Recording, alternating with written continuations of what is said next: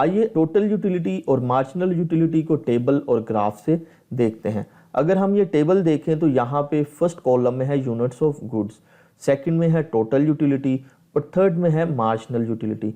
यहाँ पे जैसे जैसे यूनिट्स ऑफ गुड्स इंक्रीज होंगे, यूनिट्स ऑफ गुड्स कंज्यूम करना इंक्रीज होगा, उनकी कंजम्पशन इंक्रीज होगी, तो हम यहाँ पे देख सकते हैं कि टोटल यूटिलिटी पहले तो बढ़ रही है अप टू यूनिट 6 पे, उसके बाद टोटल यूटिलिटी कम होना शुरू हो गई है। ऐसा क्यों है कि जब एक कंज्यूमर की जो टोटल यूटिलिटी है वो फुलफिल हो जाती है, उसकी जो सेटिस्फेक्शन है वो पूरी हो जाती है, तो उसके बाद उसकी टोटल यूटिलिटी डिक्रीज होना शुरू हो जाती है।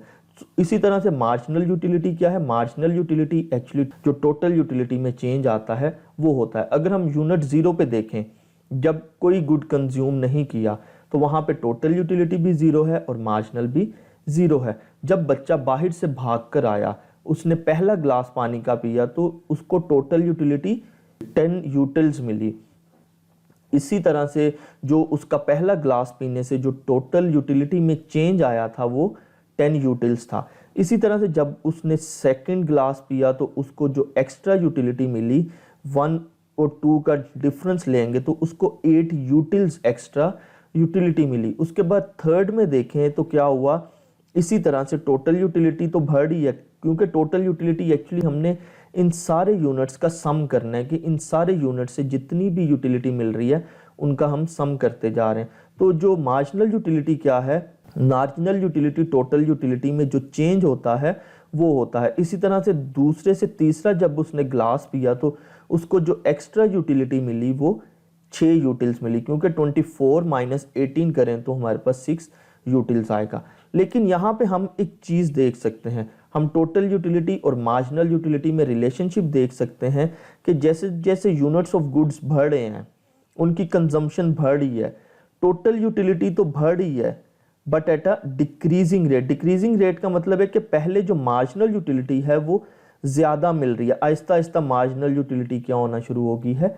कम होना शुरू हो गया। इसका मतलब ये हुआ कि जब किसी चीज़ को हम हासिल कर लेते हैं, वो हमें मिल जाती है, तो उसकी वैल्यू आहिस्ता आहिस्ता हमारे लिए कम होना शुरू हो जाती है। इसलिए जब भी किसी चीज़ का जो स्टॉक होता है वो हमारे पास बढ़ना शुरू हो जाता है तो उसकी जो मार्जिनल यूटिलिटी होती है, एक्स्ट्रा यूटिलिटी हमारे लिए कम से कम होती चली जाती है। इसलिए क्या होता है कि यूनिट्स ऑफ गुड्स जब हम कंज्यूम कर रहे होते हैं तो हमारी टोटल यूटिलिटी तो इंक्रीज हो रही होती है, लेकिन जो मार्जिनल यूटिलिटी है वो डिक्रीज हो रही होती है। यहाँ पे जो फर्स्ट यूनिट है इसकी जो यूटिलिटी होगी इसको हम इनिशियल यूटिलिटी कहेंगे।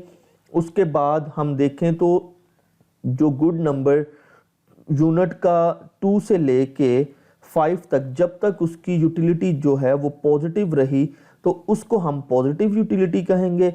जहाँ पे टोटल यूटिलिटी देखें तो मैक्सिमम है 30 है, इसके बाद जो मार्जिनल यूटिलिटी यहाँ पे 0 हो गया तो इसको हम क्या कहेंगे? 0 यूटिलिटी कहेंगे। अक्सर यहाँ पे लोगों को कन्फ्यूजन होती है कि उसकी टोटल यूटिलिटी तो यहाँ पे भी 30 है, यहाँ पे भी 30, तो क्या 5th यूनिट उसके लिए मैक्सिमम यूटिलिटी वाला ना हुआ? ऐसा नहीं है, क्योंकि हमने एक्चुअली डिसीजन लेना होता है कि एक्स्ट्रा यूटिलिटी उसको मिली है कि नहीं मिली।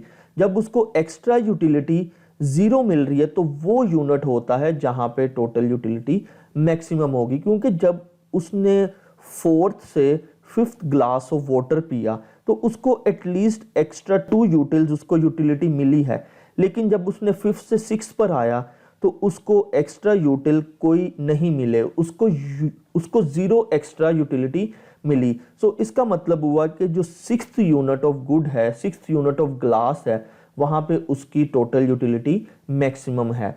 इसीलिए जब भी किसी गुड की जो टोटल यूटिलिटी जहाँ पे मैक्सिमम होती है वहाँ पे मार्जिनल यूटिलिटी 0 होती है। इस पॉइंट के बाद अगर वो बच्चा फर्दर ग्लास ऑफ वाटर पीता है तो उसकी क्या हो रही है? देखें तो टोटल यूटिलिटी कम हो रही है, बढ़ने की बजाय कम होती जा रही है। ऐसा है क्यों? क्योंकि जब हमें पता है कि उसकी कैपेसिटी पूरी होगी है पानी पीने की, तो वो एक्स्ट्रा पानी पिएगा तो उसको वॉमिट आ जाएगी। जब वॉमिट आएगी तो उसकी यूटिलिटी बढ़ने की बजाय बल्कि कम हो जाएगी। इसलिए जब टोटल यूटिलिटी कम हो रही होती है तो यहाँ से मार्जिनल यूटिलिटी नेगेटिव हो जाती है। आपको यहाँ पे ये याद रखना ज़रूरी है कि जब तक मार्जिनल यूटिलिटी पॉजिटिव रहती है अप टू यूनिट 5, तो हम देख सकते हैं कि टोटल यूटिलिटी इंक्रीज हो रही है। जैसे ही मार्जिनल यूटिलिटी 0 हुई तो यहाँ पे टोटल यूटिलिटी अपने मैक्सिमम पॉइंट पे है, और जब क्या होता है टोटल यूटिलिटी डिक्रीज हो रही होती है तो यहाँ से मार्जिनल यूटिलिटी नेगेटिव हो जाती है। आइए इस सारे फिनोमिना और टोटल यूटिलिटी और मार्जिनल यूटिलिटी का जो रिलेशनशिप है इसको अब हम ग्राफिकली देखते हैं। अगर हम ग्राफिकली देखें तो टोटल यूटिलिटी का जो ग्राफ है वो इंक्रीजिंग होता है but at a decreasing rate. Decreasing rate का मतलब है कि उसमें जो एडिशनल चेंज आ रहा है वो पहले से कम है। अगर हम यूनिट 1 से लेके यूनिट 5 तक देखें तो टोटल यूटिलिटी इंक्रीजिंग है। यूनिट 6 पे जो टोटल यूटिलिटी है वो मैक्सिमम हो गई है। इसके बाद अगर फर्दर जो यूनिट ऑफ गुड्स कंज्यूम करता है कोई भी, तो उसकी टोटल यूटिलिटी यहाँ पे डिक्रीजिंग हो जाती है। इसका मतलब है कि स्टार्ट में टोटल यूटिलिटी इंक्रीज होती है, अपने मैक्सिमम पॉइंट पे आती है, उसके बाद ये डिक्रीज होना शुरू हो जाती है। अब हम मार्जिनल यूटिलिटी के ग्राफ को ज़रा देखते हैं। अगर हम ग्राफ में देखें तो क्या हो रहा है कि यूनिट 1 से लेके यूनिट 5 तक जो है मार्जिनल यूटिलिटी डिक्रीज हो रही है, क्योंकि हमें पता है कि जब भी units of a commodity consumed increase होता है तो उसकी वजह से टोटल यूटिलिटी इंक्रीज तो हो रही होती है but at a decreasing rate. इसकी वजह से क्या होता है कि जो मार्जिनल यूटिलिटी है वो डिक्रीज होना शुरू हो जाती है, मार्जिनल यूटिलिटी डिमिनिशिंग होती है। सो इसलिए यूनिट 1 से लेके यूनिट 5 तक मार्जिनल यूटिलिटी डिक्रीजिंग तो है लेकिन यहाँ पे पॉजिटिव है। यूनिट 6 पे आके मार्जिनल यूटिलिटी 0 हो गई है। 0 के बाद अगर फर्दर कंजम्पशन की जाती है किसी गुड की तो मार्जिनल यूटिलिटी नेगेटिव हो जाएगी। अगर यूनिट 7 पे देखें तो मार्जिनल यूटिलिटी -2 हो गई है, यूनिट 8 पे मार्जिनल यूटिलिटी -4 हो गई है। सो इसलिए इसका मतलब क्या हुआ कि स्टार्ट में जब हम यूनिट्स ऑफ गुड कंज्यूम कर रहे होते हैं, जैसे जैसे उनके यूनिट्स ज़्यादा होते हैं तो मार्जिनल यूटिलिटी डिक्रीज हो रही होती है, और एक पॉइंट आता है जहाँ तक वो पॉजिटिव रहती है, उसके बाद एक पॉइंट पे वो 0 हो जाती है। 0 पॉइंट के बाद अगर फर्दर कंजम्पशन की जाए तो मार्जिनल यूटिलिटी नेगेटिव हो जाती है। Relationship between total utility and marginal utility.